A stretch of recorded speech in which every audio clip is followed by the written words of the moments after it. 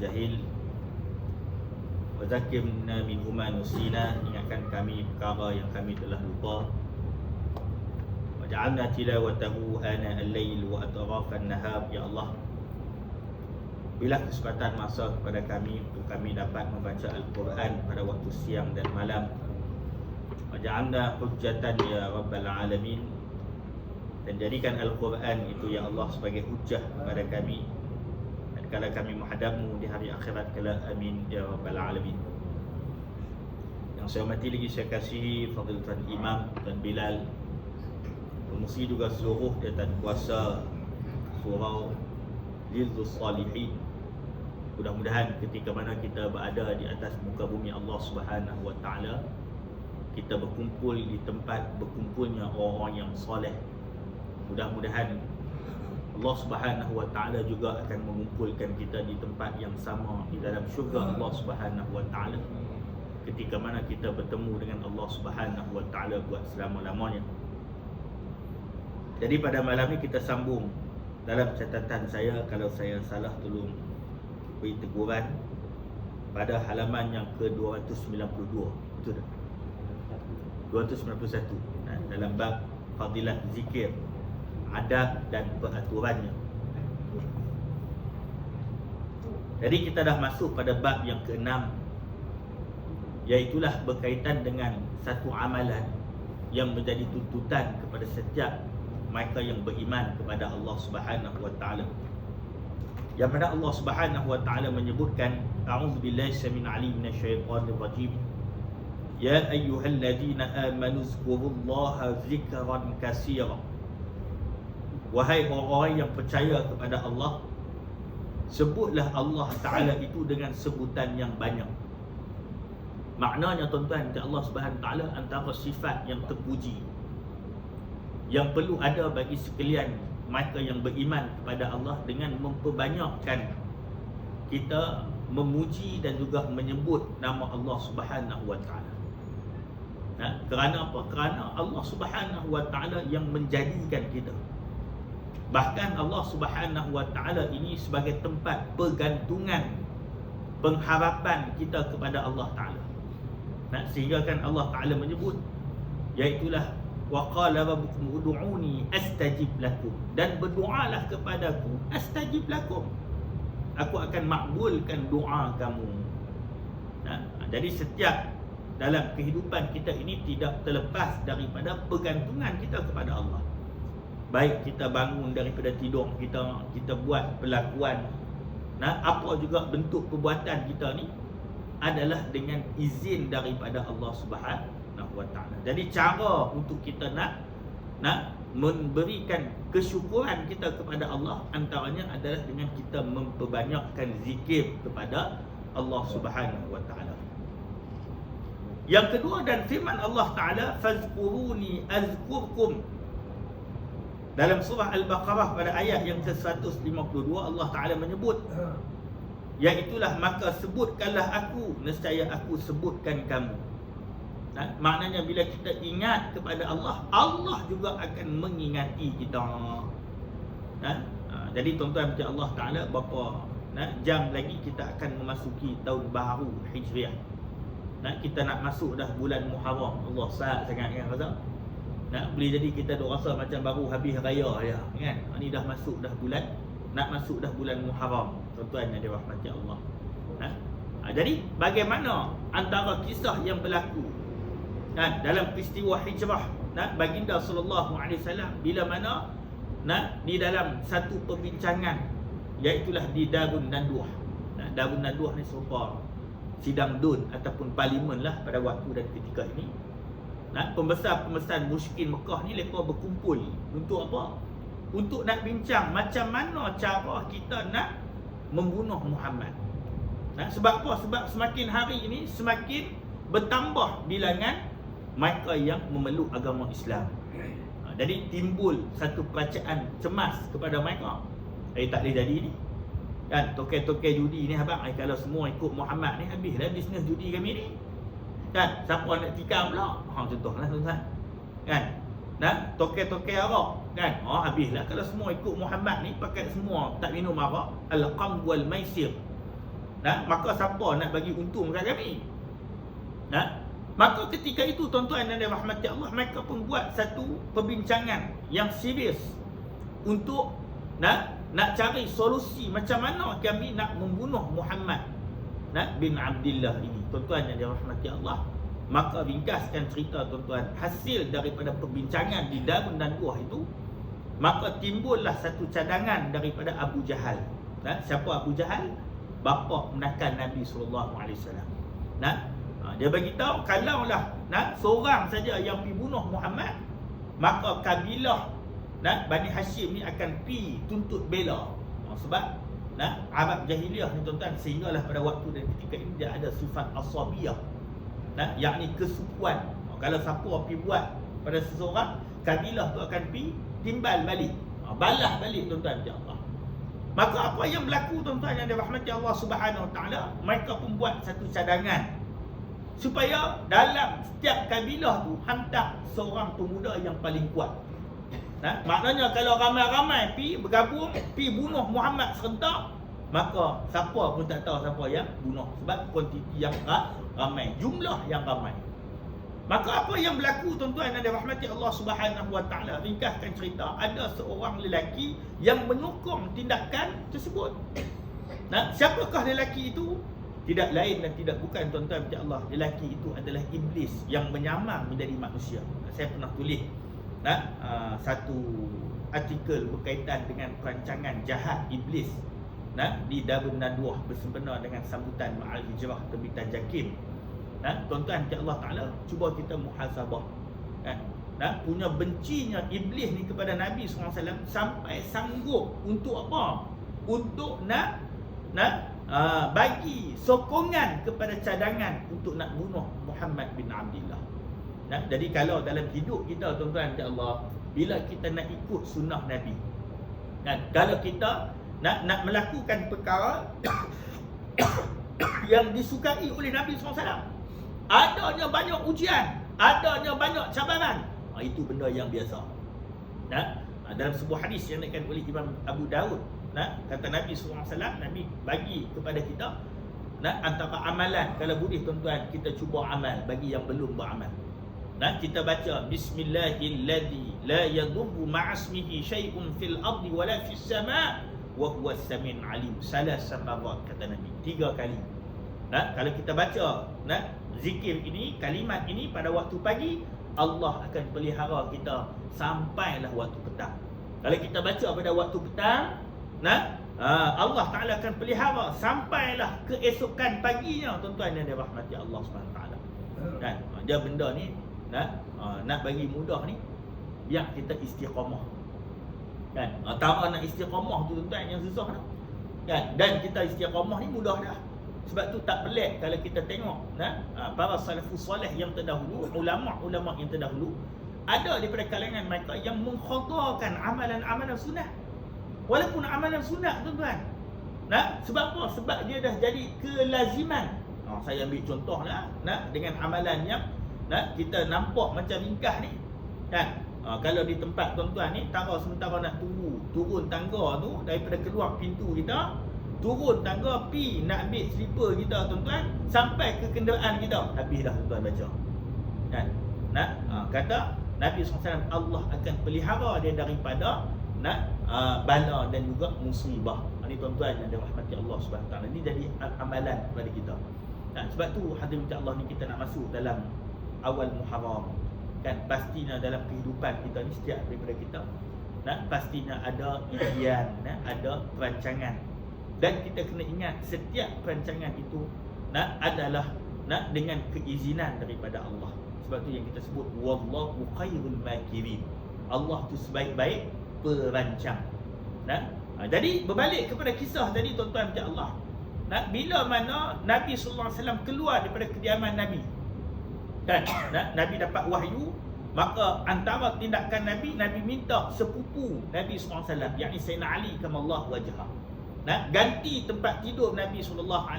Tengok tuan-tuan, bila nak berhijrah ni, dia kena ada perancangan. Dia bukan boleh buat sempurna aja dah, kena ada. Boleh jadi tuan-tuan, dalam hidup kita ni nak susah kita nak istiqamah dengan amalan kebaikan. Kita kena usaha. Cari jalan ni macam mana aku nak beramal dengan amalan-amalan yang soleh. Sebab apa? Sebab cabaran itulah yang akan diberikan darjat yang tinggi di sisi Allah Subhanahu Taala. Maka ringkaskan cerita tuan-tuan, bila mana Nabi SAW nak keluar daripada kediaman baginda, tengok bagaimana amalan Nabi SAW. Antaranya Nabi SAW mengambil beberapa pasir, Nabi baling kepada mereka yang nak membunuh baginda sallallahu alaihi wasallam. Dibacakan salah satu ayat pada surah Yasin, wa ja'alna min baini aydihim saddan wa min khalfihim saddan fa aghshaynahum fahum la yubsirun. Kata sebagian ulama, ketika mana baginda sallallahu alaihi wasallam membacakan ayat ini, mereka dengar suara Nabi tapi mereka tak nampak wajah Nabi sallallahu alaihi wasallam. Tengok begitu keyakinan baginda sallallahu alaihi wasallam kepada Allah Subhanahu taala. Dalam keadaan berusaha, tidaklah lupa kepada apa? Kepada Allah Ta'ala. Tapi apa yang berlaku pada waktu dan ketika ini tuan-tuan, kadang-kadang kesilapan kita sebagai manusia. Kadang-kadang kita diuji dengan ada sedikit ujian, sedikit masalah, sedikit cabaran tuan-tuan, insya-Allah. Kadang-kadang tuan-tuan sehingga menyebabkan kita lupa kepada Allah Subhanahu Ta'ala. Kadang-kadang tuan-tuan kita pergi cerita kat kawan, cerita kat media sosial, cerita kat dia cerita kat orang ni, sehingga kadang-kadang kita kata ni berdoa dah lagi pada Allah, bukan kata doa semayang pun dah tuan-tuan, tinggal dah. Sedangkan tuan-tuan Allah yang kita cerita tu pada makhluk ni bergantung harap kepada Allah. Jadi hadirin yang dirahmati Allah, sebab itu kalau kita tengok ulama-ulama terdahulu, ketika mana mereka ada ujian, antara benda yang awal mereka buat apa dia? Melakukan solat 2 rakaat, mengadu kepada Allah Subhanahu wa taala. Allahu akbar. Dan kadang-kadang pergi cerita kat kawan tu pula tak kenal kat dia, pergi cerita pula pada orang lain. Daripada sedikit masalah jadi masalah yang besar. Sebab tu hadirin yang dirahmati Allah, disebut oleh hukama bagaimana cara kita nak berdamping dengan Allah Subhanahu wa taala. Kita nak bertakharuf kepada Allah. Yang pertamanya tuan-tuan, al-haya'u minallahi ta'ala. Kita rasa malu dengan Allah. Ini cara dia tuan-tuan. Balik nanti ni tuan-tuan, kita muhasabah balik. Kita nak masuk tahun baru Hijriah. Kata ulama, bila semakin bertambah tahun Hijriah, maka semakin bertambahlah usia kita. Setiap daripada kita ni tuan-tuan, semakin bertambah tahun Hijriah, semakin bertambah usia kita. Mustahil bagi seorang manusia lagi bertambah tahun Hijriah maka semakin muda dia. Tak ada. Orang saja lah kena ni Pak Long nampak muda lah.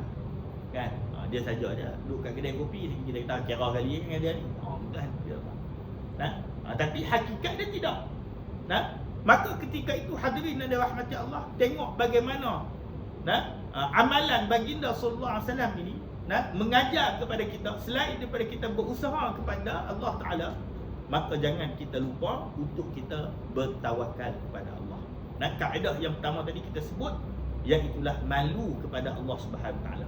Yang kedua adalah kita berasa iaitulah kita sentiasa bercakap-cakap dengan Allah Subhanahu Taala. Kita selalu mengadu kepada Allah, dan kita cari waktu-waktu yang mustajabnya doa di sisi Allah.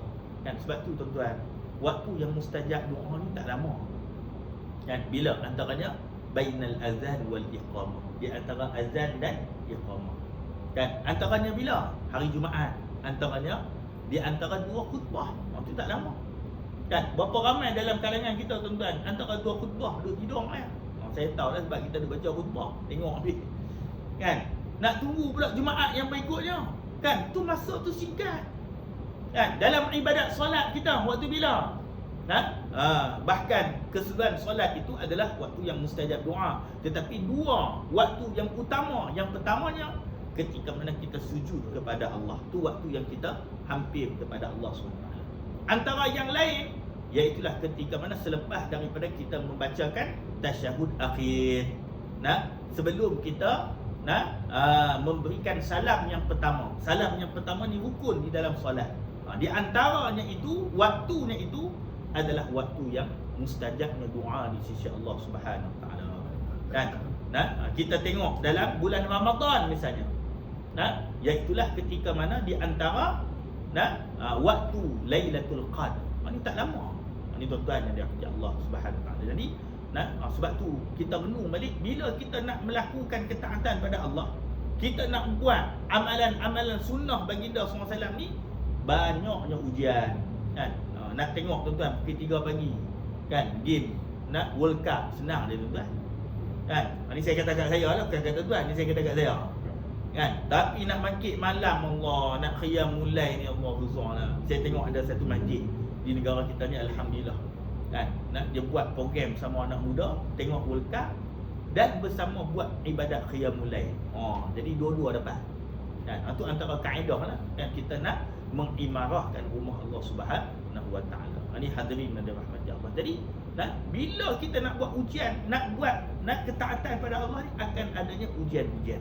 Dan sebab tu hijrah baginda SAW ni satu benda yang mempunyai cabaran kan. Sebab tu ada daripada kalangan disebutkan tuan-tuan dan dirahmati Allah, kenapa baginda Nabi SAW tak ikut je Umar kan. Sebab Sayyidina Umar ni berhijrah seorang diri, sehingga kan dia mengatakan bahawa kalau siapa nak anak jadi anak yatim, kalau siapa nak isteri dia jadi janda, ni mai lawan aku. Tapi baginda sallallahu alaihi wasallam menempuh satu perjalanan bersama Sayyidina Abu Bakar As-Siddiq radhiyallahu anhu kan, bersembunyi di satu tempat, ikut laluan yang berbeza daripada kebanyakan orang yang lalu kan. Adanya kita tengok tuan-tuan strategi Nabi sallallahu alaihi wasallam iaitulah bagaimana Abdullah bin Abu Bakar dia tukang hantar makanan kepada baginda SAW, bagi maklumat kepada Nabi sallallahu alaihi wasallam. Maka rupa-rupanya bila kita nak berhijrah kepada kebaikan ni, rupa-rupanya kena saling melengkapi di antara satu sama lain kan. Tak boleh kita buat seorang dia kan. Contoh dah tuan-tuan, kita ni teringin nak bangkit malam, contoh saya ambil benda yang mudah kan, nak bangun malam kan. Boleh jadi tuan-tuan, kadang-kadang awal-awal nak buat tu susah kan. Saya dulu jumpa ada jemaah masjid kan, main cerita, ustaz dulu ni tak ada macam-macam lah ni kan. Kuliah-kuliah pengajian tahun 80-an, tahun 90-an, ayah boleh ingat balik dah tak ada kan. Bulan Ramadan ni nak ramai orang waktu bila? Malam 27 lah. Tu pun sebab ada jamuan kan. Ni saya dulu dengar ni kan. Tak ada sempurna ni iftar jama'i setiap hari kan. Ada pengajian pula kan. Ada program qiyamul lail 10 malam yang terakhir. Imarah tuan-tuan insya-Allah. Kita nak bangkit malam, boleh jadi tuan-tuan agak suka pada permulaan kan, teringin nak buat solat sunat tasbih. Sampai Nabi SAW sebut, kalau tak mampu nak buat setahun sekali, buat seumur hidup sekali. Sampai tahap macam tu tuan-tuan kan. Jadi kita pun pesan pada isteri kita ni, sekali ni abang nak set alarm ni kan. Kalau dengar sekali ni, tolong gerak sekali. Dia pun gerak kan, dia pun dengar Allah, suamiku ni nak bangkit malam, nak berdoa kat aku. Tu waktu yang mustajab doa.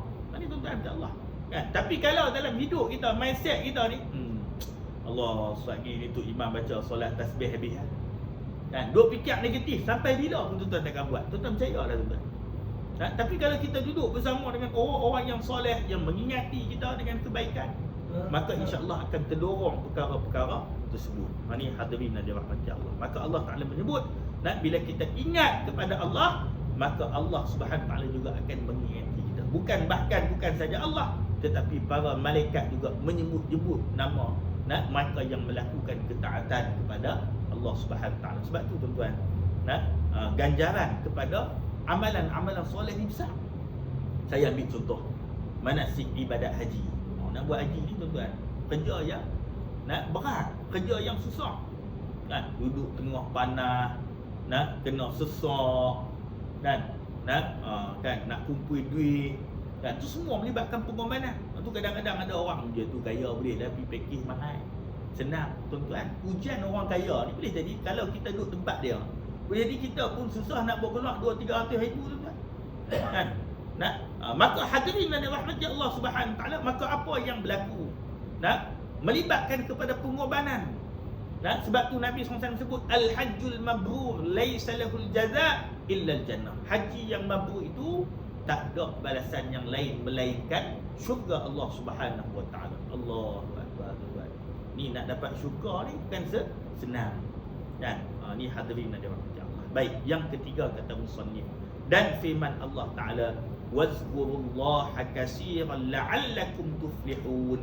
Dan sebutkanlah Allah Taala itu dengan sebutan yang banyak, mudah-mudahan kamu mendapat kemenangan. Ni kemenangan yang sebenar di sisi Allah. Sebab tu dalam banyak ayat di dalam Al-Quran kita kena ada usaha tuan-tuan nak cari kemenangan yang sebenar. Yaknilah kemenangan ketika mana kita beroleh redha Allah Subhanahu wa taala. Kita beroleh nikmat-nikmat Allah Subhanahu wa taala di dalam syurga. Antaranya qad aflahal mu'minun. Berjayalah bagi orang yang beriman. Apa contoh berjaya bagi orang beriman ni? Alladzina hum fi salatihim khashi'un. Bila mana mereka solat mereka itu solat yang khusyuk. Jadi kita nak kena carilah, kena ada usahalah macam mana nak dapat solat yang khusyuk. Kalau kita baca dalam kitab Munyatul Musalli yang dikarang oleh Syekh Daud Al-Fatani, antara kaedah kita nak mendapatkan solat yang khusyuk ni adalah dengan memahami makna bacaan di dalam sembahyang. Kita faham makna bacaan dalam sembahyang, makna tahiyat kita duk baca doa kunut kan. Kita baca doa iftitah. Doa iftitah tu perjanjian kita kepada Allah. Walaupun ianya sunat muakkad, sunat yang dituntut, tidak menjadi rukun. Kita sebut inna salati wa nusuki wa mahyaya wa mamati lillahi rabbil alamin. Sesungguhnya salatku wa nusuki. Ulama bahaskan tuan-tuan, apa makna wa nusuki? Setiap perbuatan di atas muka bumi ni. Kita bangun tidur, kita makan, kita bermuamalah, kita cari rezeki yang halal, ni semua masuk dalam wa nusuki. Wa mahyaya, hidupku, wa mamati, matiku, lillahi rabbil alamin. Semuanya kerana Allah Taala. Sebab tu dalam sebuah hadis Nabi SAW Nabi sebut ajaibnya urusan orang yang beriman. Ajaib urusan orang beriman. Bila mana dia diberikan nikmat di sisi Allah Subhanahu Wa Taala, dia bersyukur akan nikmat tersebut. Boleh jadi tuan-tuan dalam keadaan sekarang ni Allah Taala bagi kita sihat. Kita mai menghadap Allah di tempat yang Allah Taala muliakan, di tempat yang Allah Taala suka. Ikut yang diajaran Nabi sallallahu alaihi wasallam, kita solat secara berjemaah. Tuan-tuan Allah, antara amalan yang hanya ada di dalam solat berjemaah, tidak ada pada amalan solat sendirian pada dia. Selain daripada 27 kali ganda. Antaranya tuan-tuan, disebutkan dalam hadis yang sahih, ketika mana imam menyebutkan amin, maka kita juga menyebutkan amin bertepatan dengan amin imam. Ghayril maghdubi alaihim waladdallin. Amin. Sebut sama dengan imam. Maka kata Nabi SAW, pada waktu itu para malaikat turut sama mengucapkan amin. Apa makna amin? Perkenankan doaku, tuan-tuan. Dalam Fatihah kita ada satu permintaan kepada Allah. Apa kita sebut? Ihdinas siratal mustaqim. Tunjukkanlah aku jalan yang lurus. Ini hadirin dan dirahmati Allah, besar kelebihan kita solat berjemaah bersama-sama dengan imam. Itu salah satu contohlah. Jadi kena ada usaha. Dalam bab solat, dalam bab puasa, bahkan dalam bab korban, misalnya Allah Taala sebut fasalli li rabbika wanhar. Dirikanlah solat, tunaikan ibadat korban. Kita tengok baru ni tuan-tuan, ayah-ayah ibu-ibu boleh tengoklah kat media sosial. Kadang-kadang tuan-tuan kita tengok lembu tu Allah sampai lokos dah. Orang kena pijak ni nak buat korban. Nampak tak comel? Sebab korban ni adalah syiar, satu ibadah, kita nak kena buat elok. Kadang-kadang sampai 4-5 kali sembelih tuan-tuan. Sedangkan antara amalan sunnah Nabi-Nabi yang terdahulu adalah menajamkan alatan sembelihan bagi mudah. Ada yang kita tengok sampai tembok binatang korban. Allahu Akbar. Itu yang berlaku. Saya kadang-kadang duk fikir juga. Mungkin ayah-ayah ibu-ibu pun alami benda yang sama. Kadang-kadang masuk dalam media sosial semua tuan-tuan. Cuba kita bayang apa pandangan kawan-kawan kita masyarakat bukan Islam. Sedangkan tuan-tuan, amalan ibadat korban ini adalah syiar. Kadang-kadang tuan-tuan kita tengok ada yang tahu kan, daripada organ binatang korban tu tok kat tung sampah tepi jalan. Sedangkan setiap benda tu adalah satu ibadah. Kalaulah salah satu perbuatan yang makruh dalam ibadat sembelihan ni apa dia? Iaitulah antaranya kita menyembelih di hadapan binatang yang lain. Yang tu pun makruh dah. Ini kan lagi tuan-tuan sampai kita pergi mencederakan dia. Tu kita tengok lagi. Waktu tu ada lagi hayat mustaqirah dan sebagainya. Jadi perlu untuk kita nak buat yang terbaik supaya korban kita ni jadi seperti mana korban Habil. Habil ni dia bagi benda yang elok, benda yang dia pun suka. Allah Ta'ala terima ibadat korban dia. Tapi Qabil dia bagi benda yang dia tak suka, dia pun tak mau dah. Tak mau bagi. Tu baru nak bagi.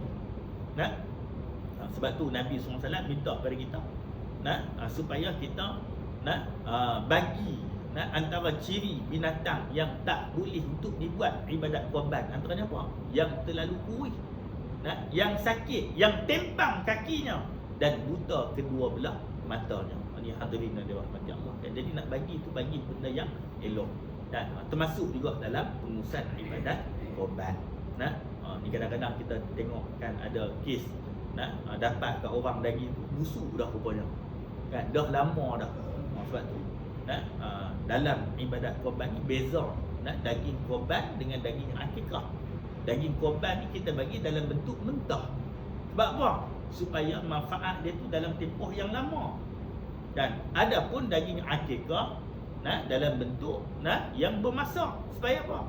Nak bagi menzahirkan kesyukuran kita kepada Allah Subhanahu wa taala. Dan firman Allah Taala, alladzina amanu wa tatma'innul qulubuhum bi zikrillah. Ala bi zikrillah tatma'innul qulub. Mereka yang percaya kepada Allah Ta'ala dan hati mereka tenang kerana mengingati Allah. Ingatlah bahawa dengan mengingati Allah itu hati menjadi tenang. Jadi rupa-rupanya dalam surah Ar-Ra'du pada ayat yang ke-28 ni Allah Ta'ala cerita pada kita apakah bentuk penawar yang terbaik kepada segala permasalahan manusia. Kalau ni tuan-tuan ramai orang stres. Kita tengok baru-baru ni ada satu kes saya baca pagi tadi. Tuan-tuan insya Allah ada sepasang suami isteri dia berkelahi. Isteri baru hantar anak daripada tadika tuan-tuan. Apa yang berlaku tuan-tuan, dia ambil hammer sebab dia ni tukang rumah. Dia ambil hammer tuan-tuan, dia katok isteri dia, meninggal tuan-tuan insya Allah. Tinggal 7 orang anak. Jadi hadirin yang dirahmati Allah Ta'ala, itu satu iktibar kepada kita. Rupa-rupanya segala permasalahan kita ni antaranya adalah dengan kita mengingati Allah, dengan memperbanyakkan zikir kepada Allah. Sebab tu antaranya diajar kepada kita, antaranya iaitulah amalan yang dibacakan oleh Nabi Yunus alaihi salam, la ilaha illa anta subhanaka inni kuntu minadh zalimin. Bila mana Nabi Allah Yunus alaihi salam diberikan satu bentuk ujian. Apa dia? Dimasukkan baginda Nabi Allah Yunus di dalam perut ikan nun. Maka ketika itu baginda Nabi Allah Yunus AS dia tak duduk saja dalam tu. Apa dia buat? Dia bertasbih kepada Allah. Ini jadi amalan kepada kita. Ibu-ibu ayah-ayah, kalaulah dalam hidup kita ni adanya ujian-ujian, bukan semuanya indah dalam hidup kita. Kadang-kadang Allah Ta'ala bagi ujian kepada kita. Seperti mana yang kita baca hadis tadi, ajaibnya urusan orang beriman itu, bila mana diberikan nikmat, dia bersyukur akan nikmat tersebut, adanya pahala bagi dia.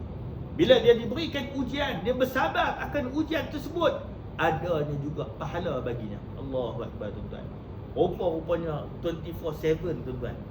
Setiap kehidupan kita ni, setiap saat dalam hidup kita ni, tidak ada benda yang tidak mendapat pahala di sisi Allah bagi orang yang beriman. Hatta ada seorang lelaki dia tanya Nabi, wahai Rasulullah, adakah hubungan suami isteri itu menjadi pahala di sisi Allah Subhanahu Wa Taala? Bahkan kata Nabi, apabila mengelakkan perkara yang diharamkan oleh Allah. Tu tuan-tuan. Sebab tu bila mana mereka yang berkahwin setiap ibadatnya itu digandakan di sisi Allah Taala. Tak sama. Ni kadang-kadang tuan-tuan lo ni jadi agak pelik. Apa dia? Kadang-kadang bila nak nikah ni, terutama generasi muda kita kan, kadang-kadang dia fikir logik manusia ni sama dengan logik Allah SWT. Tak sama kan. Kadang-kadang kita kira macam tak cukup kan. Tengok-tengok cukup dia. Rupanya kita lupa bahawa setiap perintah Allah Ta'ala tu ada kan rezeki yang tidak disangka-sangka kan. Sebab tu kadang-kadang orang tua dulu kata apa, ni rezeki anak kan. Kita tumpang je rezeki anak kita kan. Ni boleh jadi tuan-tuan apa yang kita dapat ni sebab apa? Doa isteri kita tuan-tuan kan. Doa daripada mak ayah kita. Boleh jadi kita ada tolong haiwan mana-mana, dia doa kepada kita, maka Allah Ta'ala memudahkan urusan kita. Sebab tu adanya barakah kan dalam kehidupan kita tu kan. Sebab tu bila mana kita baca nak makan, kita minta tak, ya Allah bagi aku makanan tu jadi sedap. Kita tak minta.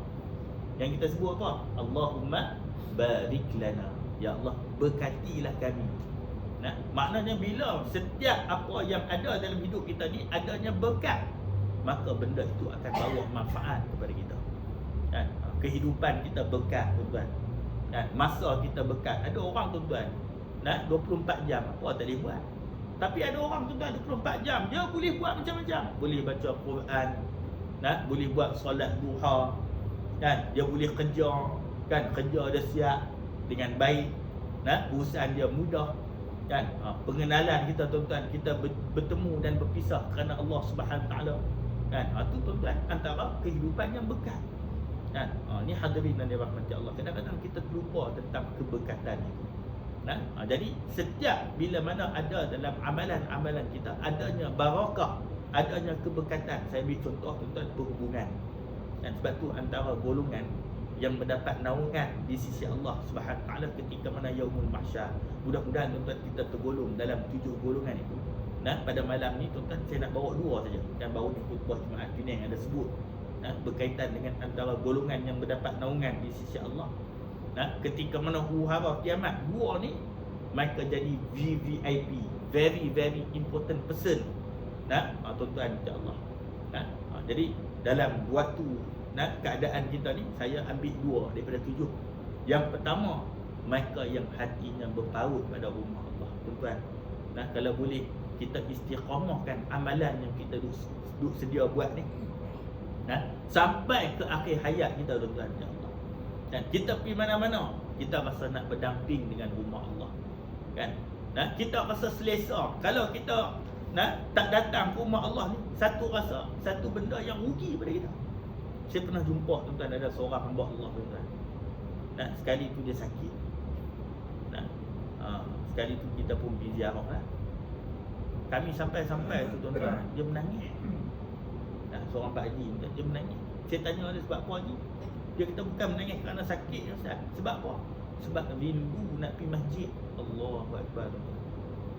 Mudah-mudahan kita pun begitulah keadaannya.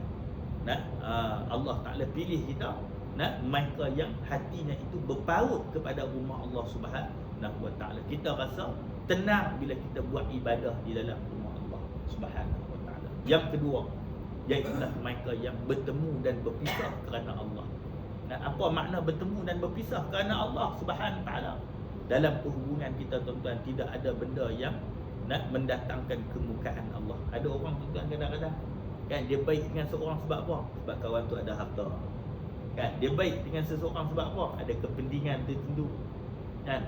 Jadi mudah-mudahan tuan-tuan insya-Allah perhubungan kita ini, pengenalan kita ini mendapat keberkatan di sisi Allah Subhanahu Wa Ta'ala. Ini tuan-tuan.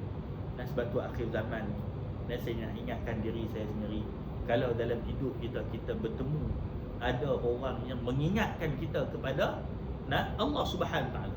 Contoh tuan-tuan duduk sembang-sembang, jom ni asar lah ni kita semayang. Tuan-tuan jaga sungguh-sungguh sahabat tu. Sebab apa?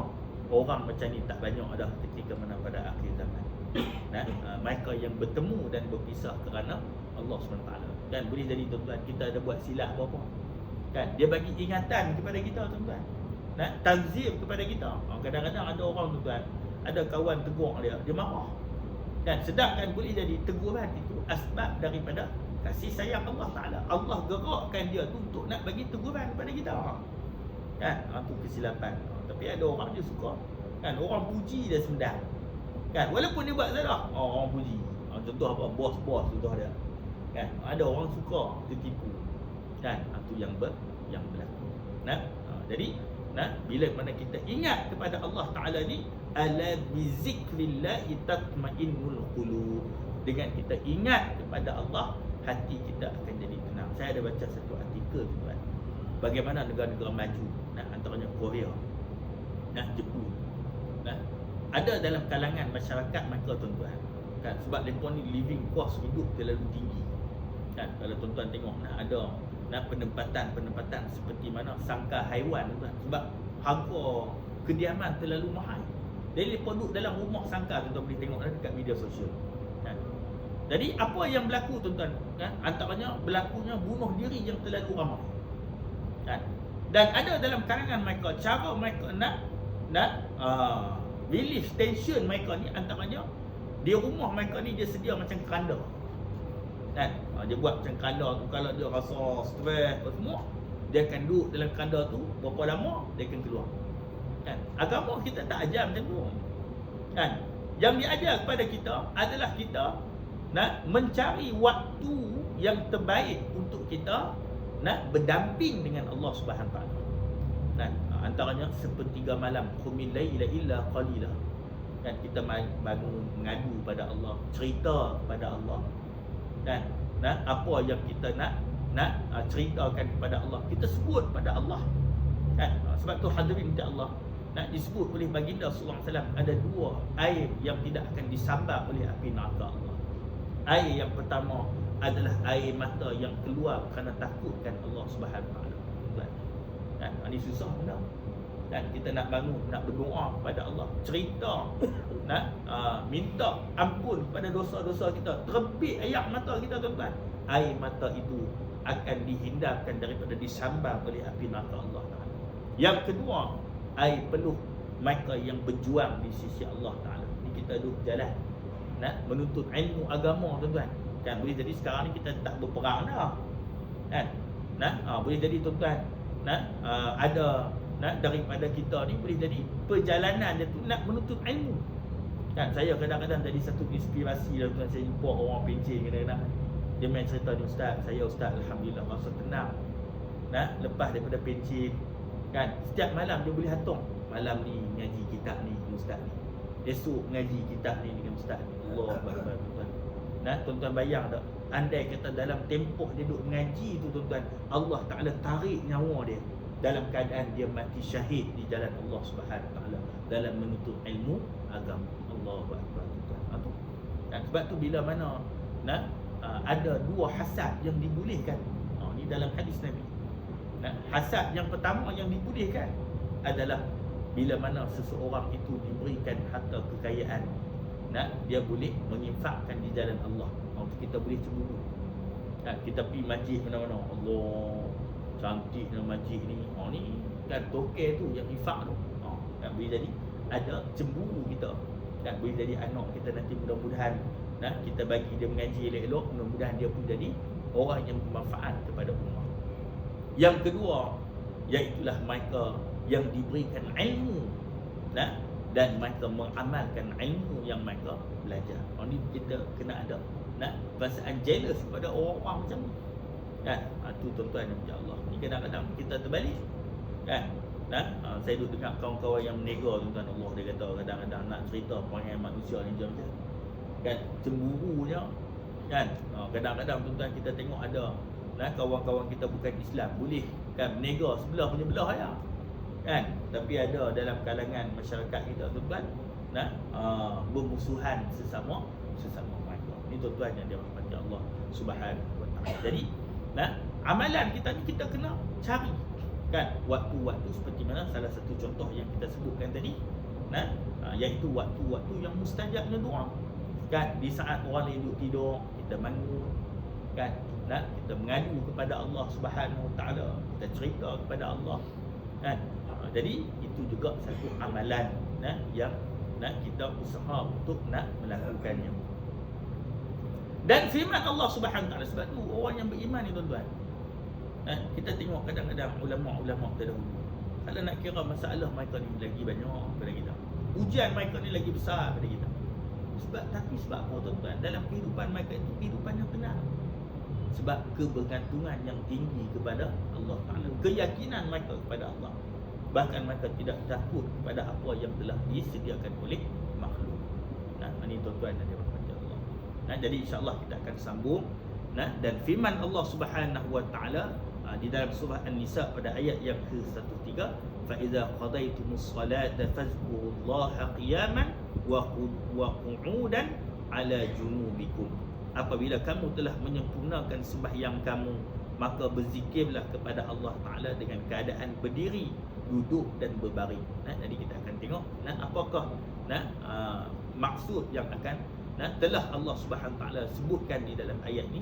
Mudah-mudahan menjadi pengajaran dan iktibar kepada kita.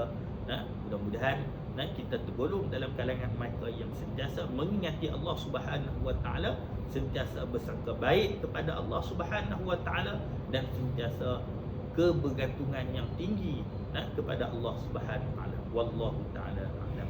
A'udzubillahi samil alim minasyaitonir rajim. Bismillahirrahmanirrahim. Alhamdulillahirabbil alamin. Wassalatu wassalamu ala asyrafil anbiya'i wal mursalin nabiyina Muhammad wa ala alihi wa sahbihi ajma'in. Allahumma khtim alaina ya Allah bihusnil khatimah wa la takhtim alaina ya Allah bisu'il khatimah. Allahumma afina fi badanina, ya Allah sihatkanlah tubuh badan kami. Allahumma afina fi sam'ina, Allahumma afina fi basarina, sihatkanlah penglihatan dan pendengaran kami. Mudah-mudahan dengan asbab kesihatan tubuh badan yang Kau berikan kepada kami ya Allah, memudahkan untuk kami melakukan amal ibadah yang sempurna kepadamu ya Allah. Ya Allah ya Tuhan kami, pada waktu yang mustajabnya doa di sisimu ini ya Allah, ketika mana kami berkumpul di bawah naungan sayap-sayap malaikat-Mu ya Allah. Ya Allah ya Tuhan kami, murahkanlah rezeki kami ya Allah, murahkanlah rezeki anak-anak kami ya Allah. Jadikan anak-anak kami ya Allah anak-anak yang saleh dan salihah, yang akan mendoakan kebaikan syurga buat kami setelah kami dimatikan oleh-Mu ya Allah. Ya Allah ya Tuhan kami mohon sangat kepadamu ya Allah, jika ada dalam kalangan kami, ahli keluarga kami, kenalan kami dan anak-anak di qaryah ini yang diuji dengan ujian penyakit-penyakit yang tertentu, Kau berikanlah syifa, penawar kepada penyakit-penyakit yang kami hadapi. Ya Allah ya Tuhan kami, jika ada dalam kalangan kami, ahli keluarga kami, kenalan kami dan anak-anak di qaryah ini yang diuji dengan ujian-ujian dan masalah-masalah kehidupan, Kau berikanlah jalan-jalan keluar di sebalik ujian dan masalah kehidupan yang kami hadapi. Hasbunallah wa ni'mal wakil, wala hawla wala quwwata illa billahil aliyil azim. Wa sallallahu ala sayyidina Muhammad wa ala alihi wa sahbihi wa baraka wa sallam. Ya Allah ya Tuhan kami, tidak lama lagi ya Allah kami akan memasuki tahun baru hijrah ya Allah. Ya Allah ya Tuhan kami, makbulkanlah segala hajat kami ya Allah, pemudahkanlah segala apa yang telah dirancangkan oleh kami ya Allah. Rabbana atina fid dunya hasanah wa fil akhirati hasanah wa qina azaban nar. Sallallahu alaihi wasallam Muhammad wa ala alihi wa sahbihi wa baraka wa sallam. Walhamdulillahi rabbil alamin. Assalamualaikum warahmatullahi wabarakatuh.